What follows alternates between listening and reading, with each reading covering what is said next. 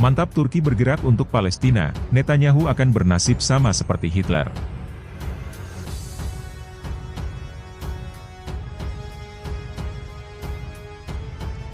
Tıpkı özendiği Hitler gibi, Milosevic gibi, Karadziç gibi ve tarihteki diğer firavunlar gibi lanetle anılmaktan kurtulamayacaklardır.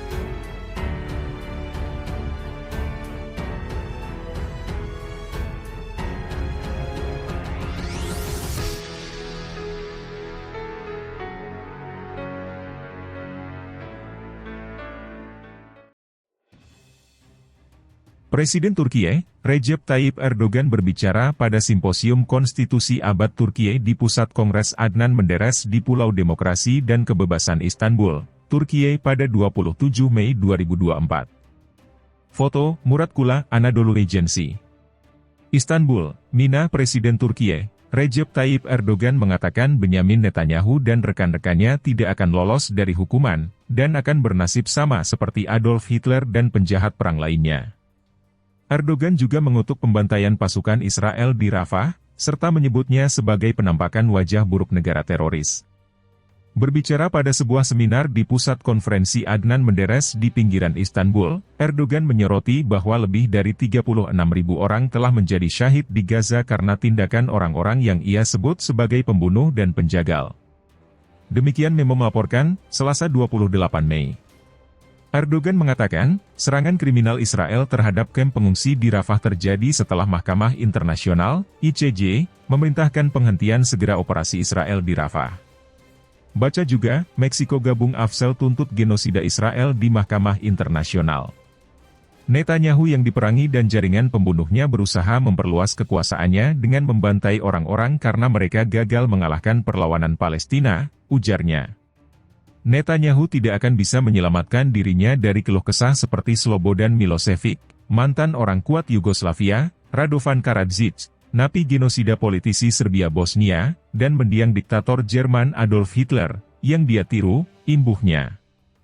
Erdogan menekankan, Turki akan melakukan segala daya untuk memastikan orang-orang barbar, Israel, diadili atas kejahatan yang mereka lakukan. Setidaknya 40 orang syahid dan puluhan lainnya luka-luka ketika Israel menargetkan sebuah kamp pengungsi di Rafah pada Ahad lalu.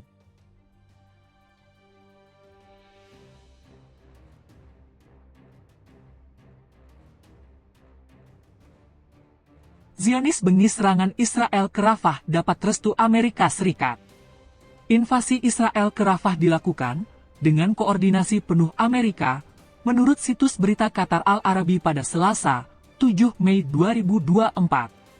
Meskipun Washington secara terbuka menolak mendukung operasi tersebut, sumber Al-Arabi mengatakan Gedung Putih memberi lampu hijau kepada Israel sehingga rezim kolonial bisa meraih kemenangan simbolis sebelum menandatangani perjanjian gencatan senjata.